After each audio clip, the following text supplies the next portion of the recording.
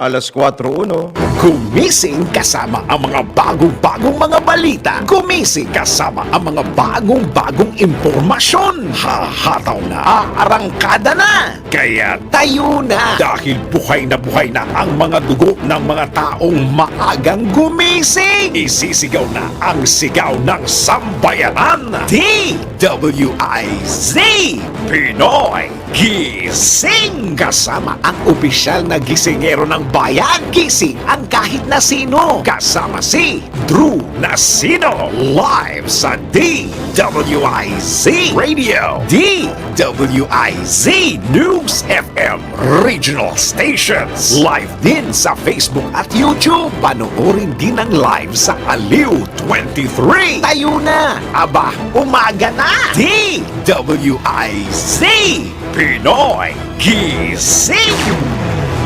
Pinoy Gising. Sa magandang morning Luzon, Visayas, Mindanao, Mega Manila, sa buong bansa, sa buong mundo ngayong pong araw na ito ng Miyerkules na po. Ngayon po ay Baclaran Day, March 13, 2024. Dito pa rin po sa ipila may todong lakas, DWIZ 882 at Aliw 23. At silipin na po natin ang mga nambubulabog at mga nanggigising na headline. Pinoy Gising. Produksyon ng gatas tumaas ayon sa National Dairy Authority. 11 Pilipinong lula ng barkong inatake ng mga rebeldeng Houthi balikbansa na. Pastor Apollo Kibuloy ipinaaresto na ng Kamara. Vice President Duterte pumalag. Mga nagawa ng pamahalaan para sa kababaihan ibinida ng DBM. At promosyon ng isang military general hinarang sa Commission on Appointments. Kasama ang opisyal na gisingero ng bayan. Gising ang kahit na sino. Kasama si Drew Nasino. DWIZ Pinoy Gising. Pinoy Gising. Sa oras na 4 sandali, makalipas na ang ikapat ng morning. Drew Nasino po niyo makakasama hanggang alas 5 po tayo ng Pinoy Gising. Pinoy Gising. At sa detalye nga po ng mga nanggigising na mga balita, nakapagtala ang bansa ng pagtaas ng local production ng gatas at pagbaba naman ng pagbaba sa pag-aangkat nito. Batay sa datos ng National Dairy Administration, ang produksyon ng gatas sa bansa ang umabot noong 2018 sa 17 million liters at lumago sa 28 million liters noong nakaraang taon. Pagdin ito bahagyang bumaba sa 98% mula sa 99% noong 2023 ang importasyon naman ng gatas. Ayon kay NDA Officer in Charge Gavino Alfredo Benitez, layunin ng ahensya na taasan ang local milk sufficiency ng 5% sa taong 2028 o katumbas yan ng 80 milyong litro. Pinoy Gising. Nanawagan naman ang grupong Bantay Bigas para sa malalimang investigasyon kaugnay sa anomalya, kaugnay ho sa bentahan ng NFA rice. Ayon kay Bantay Bigas Chairperson Cathy Estavillo, bukas sila sa pagdinig ng Kongreso sa issue na kinakaharap ngayon ng NFA. Tila hindi anya nangyayari ang ipinangako ni Pangulong Bongbong Marcos na linisin ang mga ahensya ng pamahalaan at alisin ang mga tiwaling opisyal. Bigyan din pa ni Estavillo na matagal nang may nangyayaring irregularidad sa ahensya kaya posibleng malalim ang posisyon ng mga taong nasa likod nito. Pinoy Gising. Sa iba pang tampok na balita, balik Pilipinas na ang 11 Pilipino ang seafarers na lula ng MV True Confidence na inatake ng rebelding Houthi sa Gulf of Aden. Ayon sa Department of Migrant Workers, kabilang sa mga tripulanteng dumating sa NAIA Terminal 3, ang mga nasugatan sa missile attack. Sinalubong din ang 11 Pilipino ni na Congressman Ron Salo, Chairman ng House Committee on Overseas Workers Affairs, DMW Officer in Charge Hans Leo Kakdak, Foreign Affairs Undersecretary Eduardo De Vega at Health Secretary Teodoro Herbosa.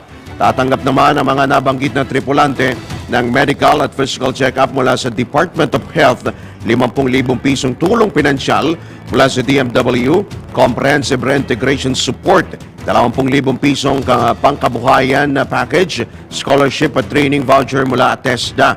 Ang din ito kabilang ang 11 Pinoy sa 15 Filipino crew ng MV True Confidence na tinamaan nga po ng missile dyan po yan sa Gulf of Aden. Pinoy Gising! Ibinahagi naman ng isa sa mga Pilipinong nakaligtas sa missile attack ng mga rebeldeng Houthi sa Gulf of Aden ang kanilang naging karanasan. Ayon kay Harry Tupa, isa sa mga tripulanteng lula ng MV True Confidence, nakarinig siya ng malakas na pagsabog habang sila'y kumakain sa dining room.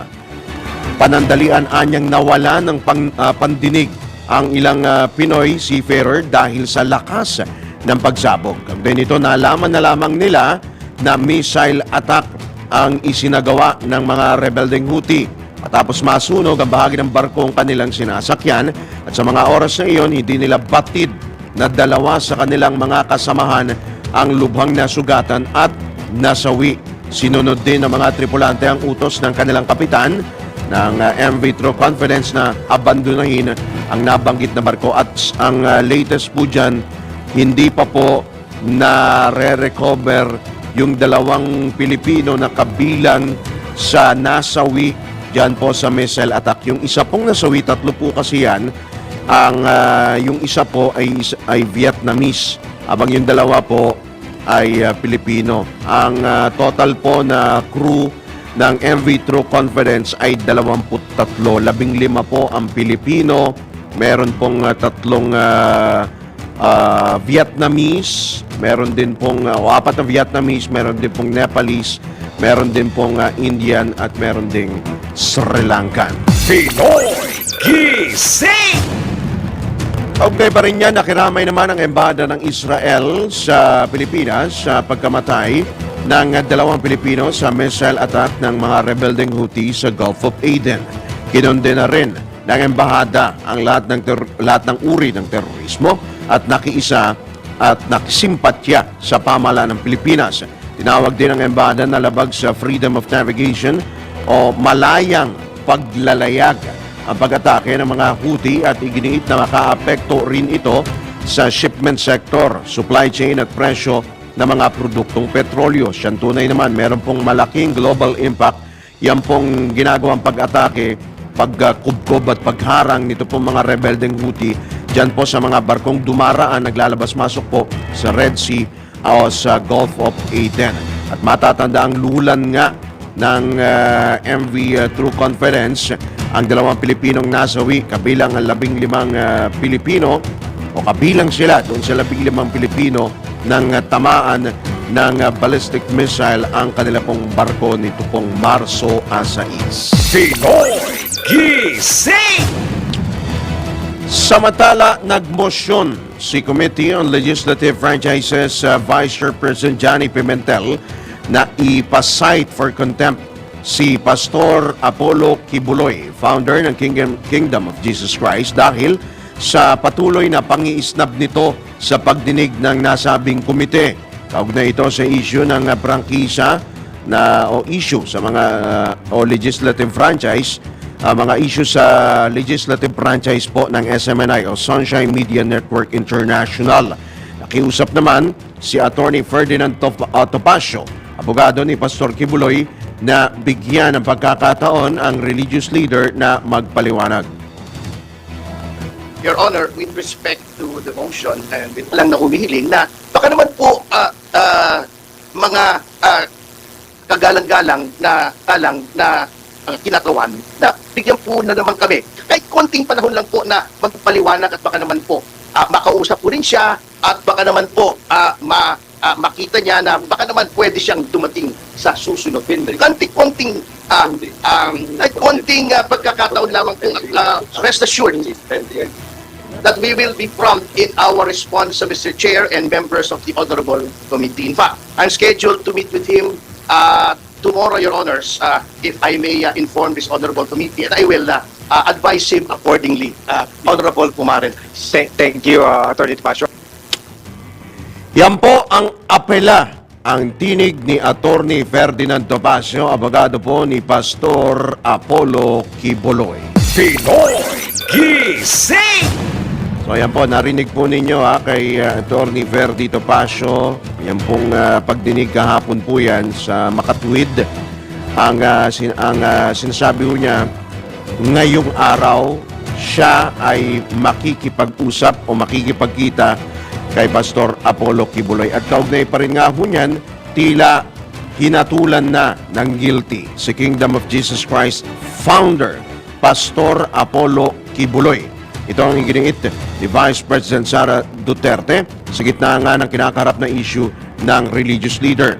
Ayon kay VP Inday, trial by publicity ang ginagawa kay Pastor Quiboloy at nakabatay lamang ang mga pagdinig laban dito sa mga testigong tinatago ang kanilang katauhan at hindi mapatunayan ang kredibilidad.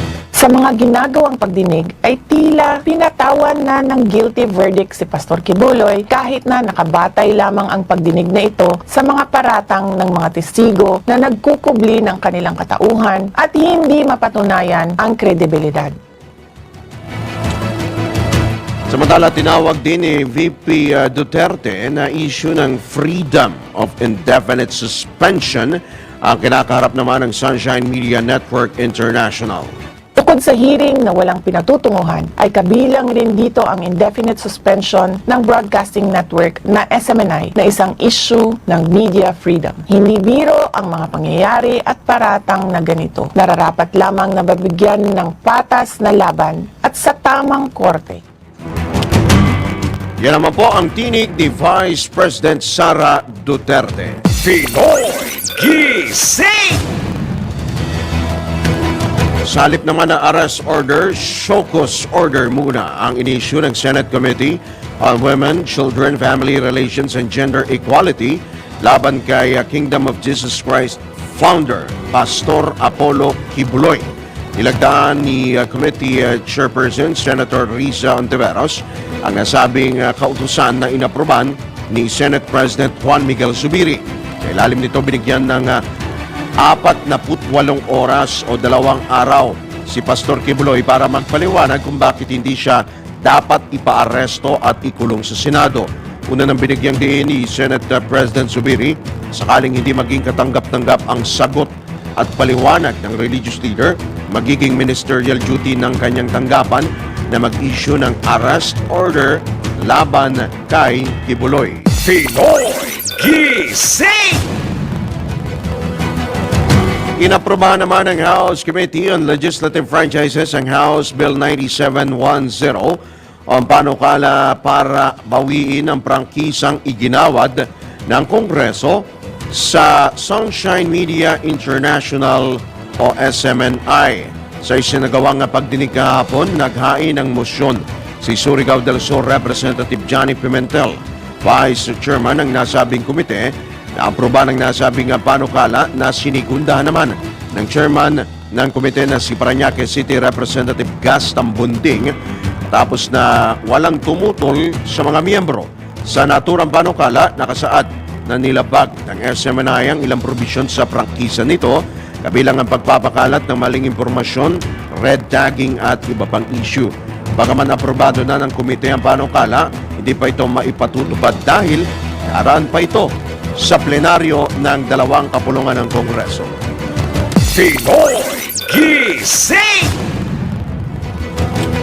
Sa iba pa rin balita, malaki ang ginawang hakbang ng Pilipinas upang maisulong ang karapatan ng kababaihan sa iba't ibang sektor. Ito ang binigyang diin ni Budget Secretary Amena Pangandaman sa ika-68 taon ng Commission on the Status of Women. Ayon kay Secretary Pangandaman, naglalaan ang mga ahensya ng pamahalaan ng 5% sa kanilang pondo upang suportahan ang mga programa at aktibidad para sa gender equality and women's empowerment simula pa noong 1995. Itinagdag pa ng kalihim na nasa $18.9 billion ang kanilang nagagastos sa equality o sa nasabing programa. Pinoy Gising! Samantala, hinarang naman ng asawa ng isang sundalo ang promotion nito sa Commission on Appointment. Hindi lang basta sundalo po ito. Ito po ay mataas na opisyal ng AFP. Ikinwento ni Ginang Tessa Luz Aura Reyes Sevilla ang pananakit ni Brigadier General Ranulfo Sevilla, Deputy Commander ng Armed Forces of the Philippines Special Operations Command. Inakusahan din ni Ginang Sevilla ang kanyang asawang si General Ranulfo ng pambababae at iginiit niyang 2,000 pisong tulong pinansyal lamang ang ibinibigay nito sa kanilang 2 anak. Ano ito, kada buwan o kada taon.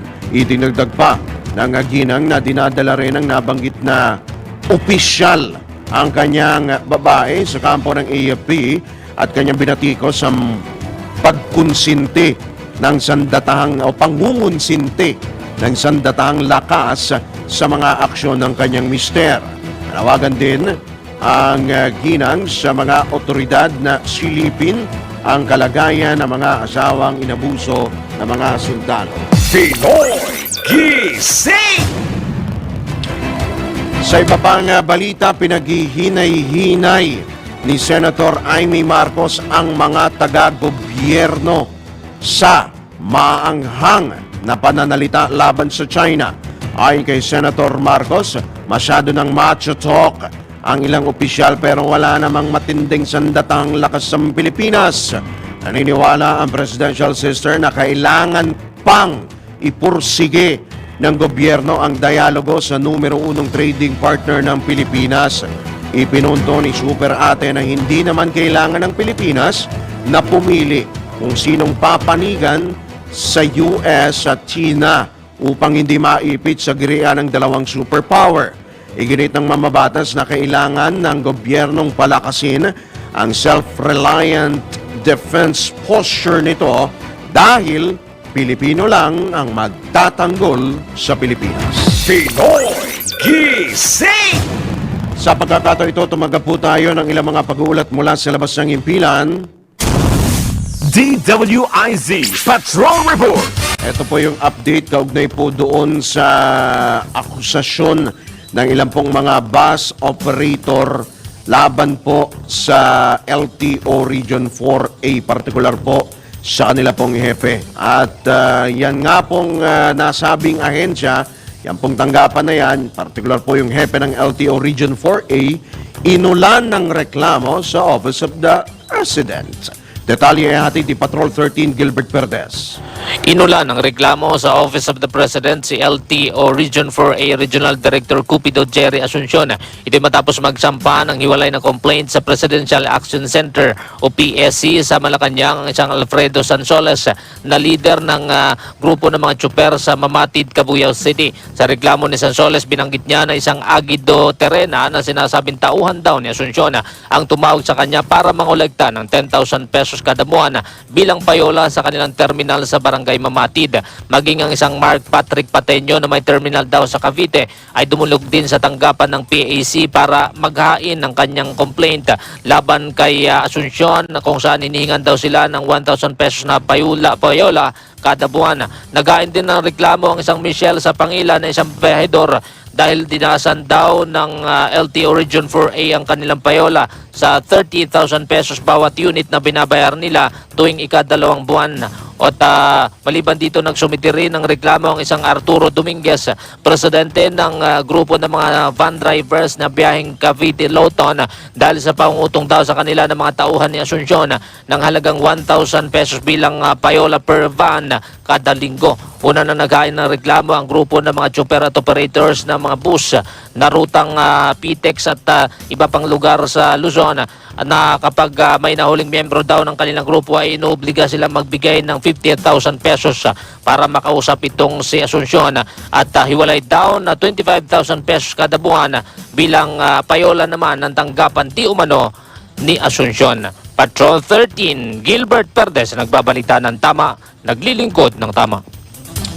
Samantala, pagpasa sa Magna Carta for Seafarers, muling iniapela ang pag-uulat naman mula kay Patrol 11 Tina Nolasco. Patuloy na umaasa si House Committee on Overseas Workers Affairs Chairperson at Kabayan Party List Representative Bronzano na agarang maipapasa ang sinusulong nitong Magna Carta for Seafarers kasunod ng pag-uwi sa bansa ng 11 Pilipinong marino na naapektuhan ng pag-atake ng mga rebeldeng Houthi sa Gulf of Aden, kung saan personal na sinalubong ng kongresista ang mga marino kasama sina Department of Migrant Workers Officer in Charge Secretary Hans Leo Kakdak at Department of Foreign Affairs Acting Secretary Eduardo de Vega sa Ninoy Aquino International Airport. Ayon kay Sano, patunay ang naging kapatapangan ng mga tripulante sa katatagan at tibay ng loob ng mga Pilipino sa gitna ng mga pagsubok. Siniguro rin ng mambabatas sa patuloy ang pag-asagawa ng mga hakbang para sa kanilang kapakanan. Matatandaang nito lamang ika-6 ng Marso nang atakihin ng Houthi rebels ang sinasakyang vessel ng mga tripulante na ikinasawi ng 2 Pilipino. Ito si Patrol 11. Tina Nolasco para sa impilang may todong lakas DWIZ, nagbabalita ng tama, naglilingkod ng tama. Ibabang balita, Climate Change Commission at DOH sanib puwersa kontra climate change. Nagbabalik si Patrol 13 Gilbert Perdes. Mas pinalakas pa ng Climate Change Commission, CCC at Department of Health ang kanilang pagtutulungan sa harap ng mga hamon sa epekto ng climate change sa kalusugan ng publiko. Ito matapos talakayin ni na CCC Vice Chairperson at Executive Director Robert Borge at DOH Secretary Ted Herbosa ang epekto ng pagbabago ng klima sa kalusugan ng tao at mga oportunidad upang lalo pang pagtugmain at tiyaking nasusunod ang mga patakaran, programa at iba pang hakbang na ipinatutupad ng parehong mga ahensya. Kabilang sa mga tinukoy na pangunahing parte ng pagtutulungan ng CCC at DOH ay ang pagbuo raw at pagpapatupad ng mga patakaran at proyektong may kaugnayan sa klima at kalusugan at ang pagpapalaganap ng kaalaman sa publiko at edukasyon sa pamayanan. Sang-ayon na rin sa umiiral na patakaran at frameworks tulad na lamang ng Philippine Development Plan 2023 to 2028 ang patuloy na pagbuo ng National Adaptation Plan ng CCC at ang kasalukuyang implementasyon ng Universal Healthcare Act. Binigyan din ni Borge ang pangailangan para sa isang proactive at adaptive na sistemang pangkalusugan kasabay ng pagkilala sa kahalagahan ng integrasyon ng mga climate considerations sa mga health policies at practices. Binigyan din ni Borge ang kahalagahan ng parehong health at climate change agenda. Sa kanyang panig, nangako naman si Herbosa na isasama nila ang mga climate considerations sa kanilang mga strategies na lumikha raw ng isang mas malawak na pagtugon sa kalusugan at tumutugon sa mga hamong dulot ng climate change. Nabatid na kabilang daw sa mga epekto ng pagbabago ng klima sa kalusugan ay ang pagtaas ng panganib o risk ng pagkakaroon ng mga sakit na may kaugnayan sa init, vector-borne at waterborne diseases, malnutrisyon at mental health issues. Patrol 13, Gilbert Perdes, nagbabalita ng tama, naglilingkod ng tama. Kapag may bagong balita, naka-on air, agad-agad, DWIZ Patrol Report! Unang bugso po ng mga pag-uulat mula sa labas ng impilan. Magbabalik po ang Pinoy Gising. Makalipas lamang ay ilang mga paalala. Oras, 25 sandali makalipas ang ika-4 na ng morning. Pinoy Gising! Sa oras na 32 sandali makalipas ang ika-4 ng morning sa ikalawang segwada po ng mga balita ngayong araw po na ito ng Biyerkules. Aabot sa 16 na kilo ng pinatuyong dahon ng marijuana ang nasabat sa Manila International Container Port. Isinagawa ang interdiction operation ng pinagsanib na puwersa ng Bureau of Customs, Philippine Drug Enforcement Agency at Philippine National Police. Isinilid sa 2 balikbayan boxes sa MICP ang mga illegal na droga na nagkakahalaga ng 39 million pesos. Wala namang naaresto sa nasabing operasyon habang tinutuntun na kung kanino nakapangalan ang kontrabando. Samantala, pinapurihan naman ni Customs Commissioner Bienvenido Rubio mga kinatawan ng adwana, maging ng PIDEA at PNP sa maigting na pagpapatupad mga hakbang upang maharang mga illegal na droga na tinatangkang ipusti sa bansa. Pinoy Gising! Sa pagkakataon ito, tumanggap po tayo ng ilang pa mga pagulat mula sa labas ng ipilan. DWIZ Patrol Report! Ilan pang opisyal o ilan pa mga bagong opisyal sa ilang ahensya ng pamahalaan itinalaga ni Pangulong Marcos. Nagbabalik si Patrol 13 Gilbert Perez. Nagdalaga ng mga bagong manunungkulan si Pangulong Ferdinand Marcos Jr. sa ilang tanggapan ng pamahalaan. Sa Department of Agriculture, DA, nagdalaga ng 2 bagong undersecretary sa katauhan ni na Christopher Morales at Cheryl Marie Natividad Caballero, habang iniluklok naman bilang ASEC sa kagawaran itong si Constante Di Palabrica. Sa Office of the President naman, OOP ay tinalaga bilang Assistant Secretary si Felix Castro. Bukod naman sa mga nabanggit ay nagtalaga din ang Pangulo ng mga bagong appointee sa DICT, DTI, DOTR, gayon din sa Department of Agrarian Reform, DAR. May mga bagong talaga rin sa Commission on the Filipino Language, National Youth Commission, Philippine Postal Corporation, at state universities and colleges. Patrol 13, Gilbert Perez, nagbabalita ng tama, naglilingkod ng tama. Kapag may bagong balita, naka-on air agad-agad DWIZ Patrol Report! Samantala, tanggap naman tayo ng pagulat mula sa Metro Patrol. Metro Patrol Report! Dati dyan sa Caloocan ni Aling Bet Samson. Aling Bet. Upang mapanatili ang kalusugan, bawas stress at madama ang kahalagahan ng relaxation activities, naglunsad ang pamahalang lungsod ng Caloocan sa pamamagitan ng Human Resource Management and Development Office ng Zumba at yoga sessions para sa lahat ng mga kawani ng City Hall ngayong buwan. Ang nabanggit na aktibidad ay sasagawa Martes hanggang Huwebes na tatagal ng kalahating oras. Hinikayat naman ni Caloocan City Mayor Bill Gonzalo Alo malapitan ang lahat ng City Hall employees na lumahok sa exercise sessions. Nagpasalamat naman ng alkalde sa HRMDO para sa programang ito at sanaan niya lahat ng mga empleyado ng City Hall ay makisali sa mga aktibidad upang magpagpawisan at makapag-exercise linggo-linggo. Dagdag pa ni Mayor Along na lahat ng City Hall employees ay katuwang sa paglilingkod sa mga batang kangkalu simula hepe hanggang sa mga kawani, mahalagang bahagi ng pamahalang lungsod. Kaya naman tutulungan na alagaan ang physical at mental health ng mga ito.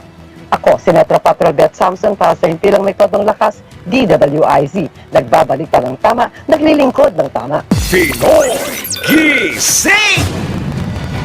Maraming salamat si Aling Bet Samson mula po dyan sa Kangkalu. Sa iba pa rin balita, sunod-sunod ng nahuhuli ng mga pest control personnel ang mga dagang gumagala sa ilang bahagi ng NAIA Terminal 3. Ito ayon kay Manila International Airport Authority spokesperson Attorney Chris Bendijo ay kasunod na rin ang pagkakahuli ng, o sa isang daga sa pamamagitan po ng sticky traps, yung padikit po, meron din kami yan, sa NAIA 3 at pagpapakalat ng mga karagdagang mouse traps at yung sticky trap sa effective ho yan. Hindi lamang ho daga ang mahuhuli po ninyo dyan.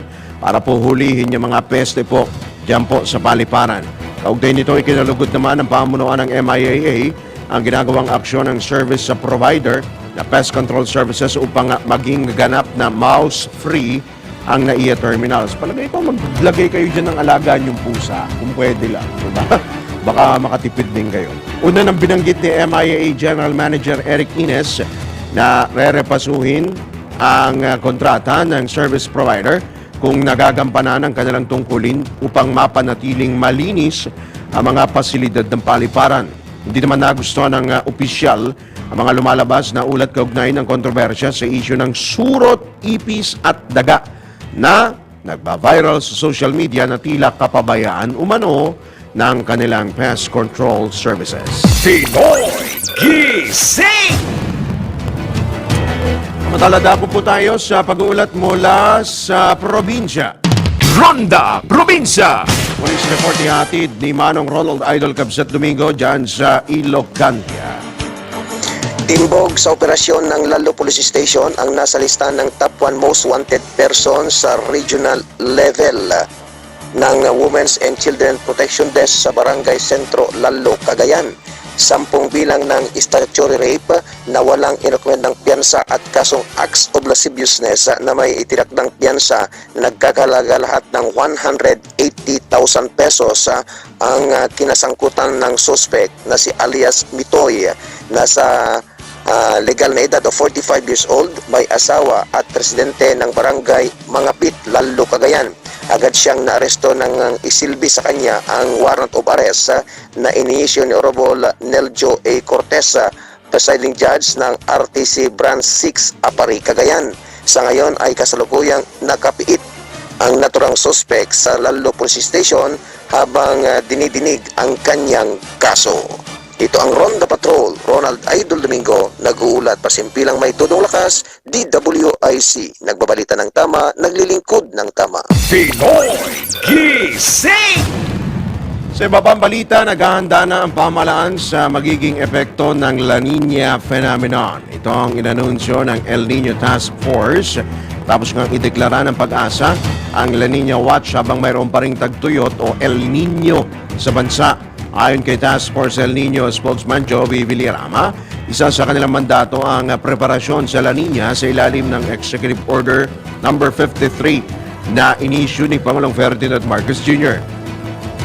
Pagkatutuunan anya nila ng pansin ang food security, tubig, kuryente, kalusugan at kaligtasan ng mga mamamayan. Pinoy Gising! Samantala, kinansela naman ang pasok sa ilang paaralan sa bansa kahapon. Ito ay matapos kang maitala ang 41 degrees Celsius na heat index na dulot ng mainit na panahon.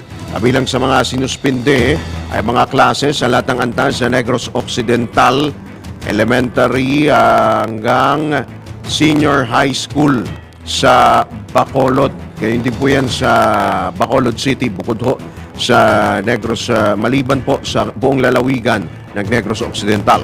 Sa pamamagitan nito, makaiiwas mga estudyante at guro sa heat cramps, heat exhaustion at heat stroke. Samantala, batay sa ulat ng Pag-asa, maaaring maramdaman ang 40 degrees Celsius hanggang 43 degrees Celsius na temperatura sa Metro Manila simula ngayong buwan hanggang Mayo. Pinoy Gising! Taladako tayo sa isa pang report mula sa probinsya. Ronda Probinsya! Sige, babalikan natin si Melvin Machado mula po dyan sa Bicolandia sa pagpapatuloy pa rin po ng mga balita kaugnay sa El Nino. Inihayag ng National Irrigation Administration na 1% lamang sa mga irrigated area ang apektado ng El Nino. Ayon kay NIA Administrator Eduardo Guillen, napaghandaan na nila ang El Nino at dahil na rin sa pagsasagawa nila ng alternate wetting and drying technology. Lahat anya ng irrigated areas ay sa ilalim ng Angat Dam sa buong bansa, kaya't ay nasa ilalim ng Angat Dam sa buong bansa, kaya't sapat ang supply ng tubig hanggang sa kahit meron pong nararanasang El Nino. Alright, dako po tayo sa isa pang pag-ulat mula pa rin sa probinsya. Ronda Probinsya! Police report naman mula Calabarzon ay hatid ni Arman Cambe. Arman? Intelligence Unit, ang number 8 most wanted person sa Calabarzon sa kanyang pinagtataguang bahay sa Barangay Luksuy na Alfonso, Cavite. Ayon kay Police Colonel Vic Kabatingan, Region 4 Intelligence Director, ang suspect kinakilalang si Romeo Gonzaga Hinampas, 59 anyos, isang electrician at residente ng Barangay Fatima 2, Dasmariñas City, Cavite. Si Hinampas ay wanted sa kasong panghali ng 4 na beses sa mismong anak nitong minor de edad noong taong 2020 hanggang 2022. Base sa investigasyon, na buntis pa muna ng suspect ang dalagita at pinilit pa nitong ipalaglag ang sanggol. Nang malaman naman ng suspect na siya mayroon ng warrant of arrest, nagsimula na itong magtago, 2 taon na nakakaraan. Sa tulong na isang informant na natuntun ng pinagtataguan ni Hinampas at sa bisa ng warrant of arrest na inisyu ni Judge Ellen Constantino Balbena ng RTC Branch 128 ng Dasmariñas City, mabilis na aresto ang suspect. Walang piyansang inarekomenda ang korte laban kay Hinampas. Arman kami mula Calabarzon. Naguulat para sa impinang may todong lakas. DWIZ, nagbabalita ng tama, naglilingkod ng tama. Pinoy Gising! Sa iba pang balita, isang solar-powered irrigation pa lamang ang naiturn over sa bayan ng Bulalakaw, Oriental Mindoro kasunod ng deklarasyon nito ng State of Calamity bunsod nga ng El Niño phenomenon. Ito ayon kay Presidential Communications Office, Assistant Secretary at Task Force El Niño spokesman Joey Villarama ay dahil dumaraan pa sa bidding process ang mga irrigation system.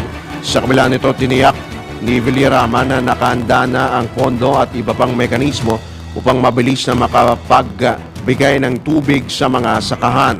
Yung solar-powered irrigation, yan po kasi ay dumadaan sa bidding process. So I understand po from the last trip of the Department of Agriculture po sa Oriental Mindoro 2 weeks ago, isa pong solar-powered irrigation system pa lamang po ang maito-turn over dun particularly sa Bulalakaw, Oriental Mindoro. Pero may parating pa po nga dalawa. So yun po, kasi meron pong proseso na kailangan sundin. Pero po, yung pondo at saka po yung mechanism para po makapagbigay ng solar-powered irrigation system, among other things, ay nagsimula na naman po.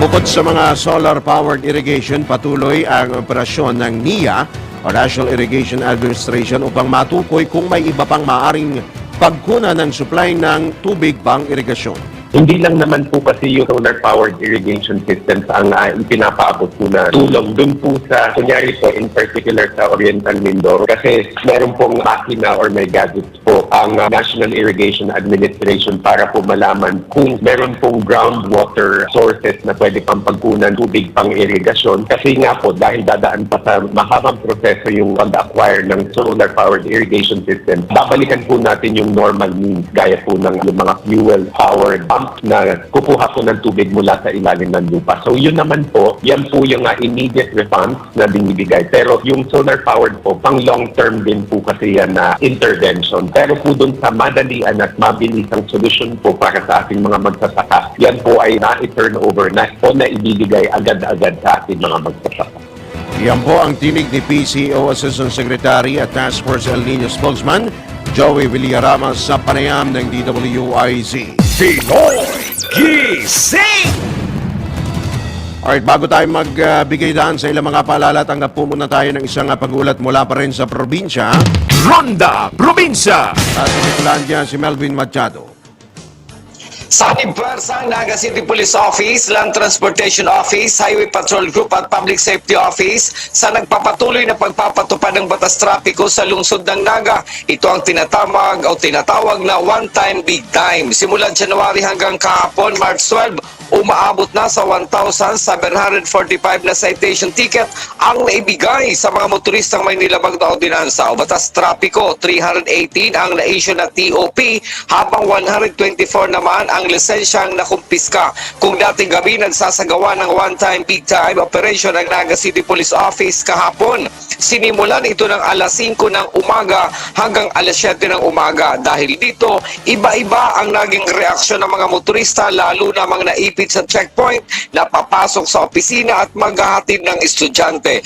Simula ng ipatupad ang one-time big time operation ng lungsod, bumaba umano ang road cross incident at tumaas naman ang bilang ng mga pumupunta sa LTO para kumuha ng lisensya at irehistro ang kani-kanilang mga sasakyan.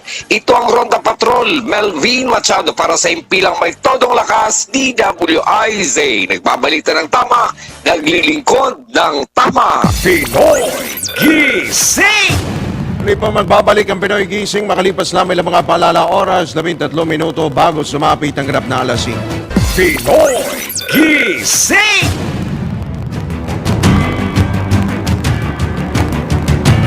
Alright, tayo po ay nasa ulimbag na po ng Pinoy Gising. Sa pagkakataon po ito, tayo po ay tumanggap pa ng ilang pa mga pag-uulat mula pa rin sa labas ng impilan. Ronda Probinsya! Pamilya ng 9 na taong gulang na babaeng biktima ng rape slave case sa Pampanga inayudahan ng gobyerno. Ang pag-uulat mula Central Luzon ihatid yan ni Johnny Gole. Yes, doon nagkaloob na ng financial assistance itong Pampanga Provincial Government doon sa pamilya nitong siyam na taong gulang na babae na naging biktima ng pangahalay at pagpatay dito sa bayan ng Guagua sa Pampanga nitong weekend. Sa pamamagitan nitong Provincial DSWD, personal na pumunta sa burol ng bata ay pinagkaloob ni na Governor Dennis Pineda at itong si Vice Governor Lilian Nanay Pineda ang kanilang pakikiramay at tulong pinansyal dito sa naulilang pamilya ng biktima. Ipinangako naman nila ang agarang pagkakalutas dito sa nasabing karumal-dumal na insidente na nila ay may tuturing na isang isolated case dito sa Pampanga. Samantala, iniulat nitong Pampanga at Guagua Philippine National Police ay nadakit na o may nadakit na silang sospeka dito sa nasabing kaso. Ito ay nakilalang si Feliciano Aralio, 50 years old, may kapitbahay umano nitong biktima sa Barangay Santo Cristo dito sa Guagua, Pampanga. Ito ay kasalukuyang nasa detention cell na ng Guagua Police at sumasailalim sa investigasyon na ayon sa mga saksi ay nakitang kasama ng bata bago ito natagpuan na napatay sa isang bakante at abandonadong garahe sa nasabi ring lugar. Lumalabas sa autopsy report ng medico legal, ginahasa muna itong biktima bago ito ay pinatay sa pamamagitan ng pagsakal. Ayon dito sa pulisya, ang suspect ay kilala sa nasabing lugar na sugapa sa bawal na droga. Patuloy pa rin yung investigasyon sa kaso, samantala may ilang ebidensya na lamang umanong hinihintay itong pulis mula sa laboratory test at final result nitong autopsy para formal na sampahan ng kasong rape with murder ang itong suspect na nasa loob na nga ngayon ng Guagua Detention Cell dito sa Guagua Police Station.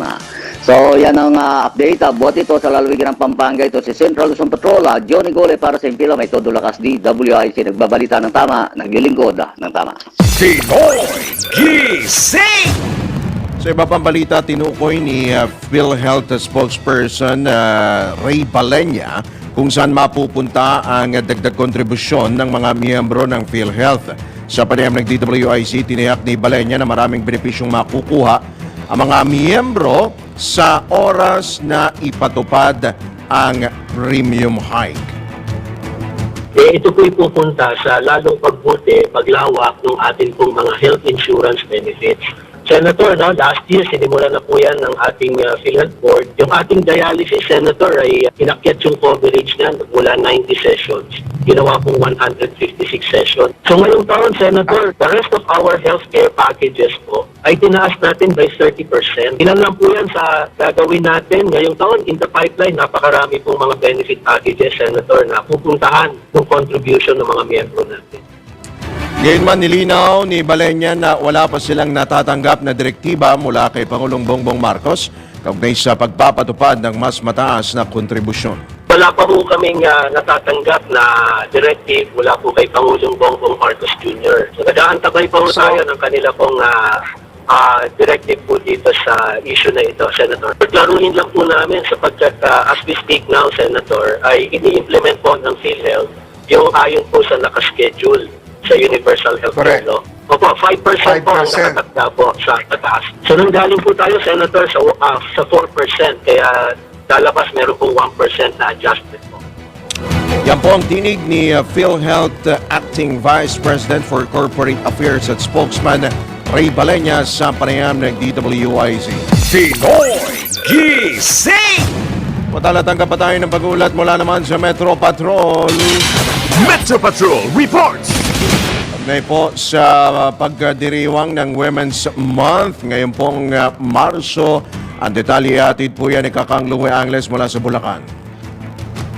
Yes, good morning Kakat. Pinagsama-sama ang binuksan ang Women's Preneur Trade Fair na nag-aalok pag-alok ng mga produkto na likha ng 50 Bulakenyang negosyante. Pinabibilangan ito ng mga ani ng mga magsasakang Bulakenya na abot kayang mabibili mula sa kadiwa ng Pangulo na proyektong itinataguyod ng Department of Agriculture, gayon din ang mga produktong bunga ng inobasyon na nasa hanay na ngayon ng One Town, One Product. at isinabay na rin ang pagdadaos ng Diskwento Caravan na may tindang murang mga produkto na pangunahing pangangailangan at magkakatuwang itong inorganisa ng Provincial Cooperative Enterprise Development Office, Department of Trade and Industry, Provincial Agriculture's Office at maging ng Department of Agriculture. Sinagawa ito bilang pagpaparangal sa mga magsasakang Bulakenyang magsasaka at mga ngalakal at namumuhunan ngayong pagdiriwang ng pambansang buwan ng kababaihan. Ito si Metro Patrol, Louie Angeles para sa Impilang Metodong Lakas, DWIC, nagbabalita ng tama, naglilingkod ng tama. Pinoy Gising! And with that, tayo po ay pansamantala po nagpapaalam ngayon po araw na ito ng Wednesday, ngayon po Baclaran Day. Pasalamatan ho muna natin mga suki ho natin, mga taga-subaybay. Sina J. Don, sina Marquez Malot, Susan G, Susan Ronimo, Romeo David, Hideyoshi Hasegawa, Contessa, si Alimbet Samson, si Nelson Malinaw at si Albert Hernandez. Good morning din kay Mon Samson ng Manila Bulletin, ang tropang extra rice na medyo nag-jet-jet dahil mahal po ang bigas. Pero kape-kape na lang muna tayo kayang Mon.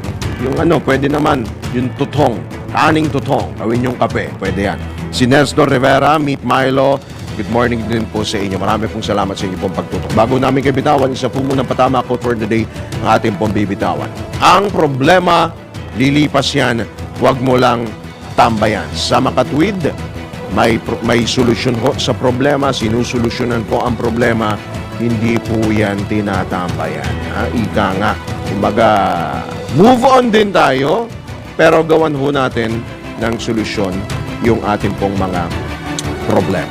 Alright, maraming salamat po sa ating mga nakasama sa News Center. Sa ngalan po ng buong tropa ng DWIZ LU23, ito po inyong lingkod True na sino nagbabalita ng tama, naglilingkod ng tama. Susunod na ang Arangkada Balita, makakasama natin si Miss Judith Estrada Larina. Gumising kasama ang mga bagong-bagong mga balita. Gumising kasama ang mga bagong-bagong impormasyon. Hahataw na, arangkada na. Kaya tayo na. Dahil buhay na ang mga dugo ng mga taong maagang gumising. Isisigaw na ang sigaw ng sambayanan. DWIZ.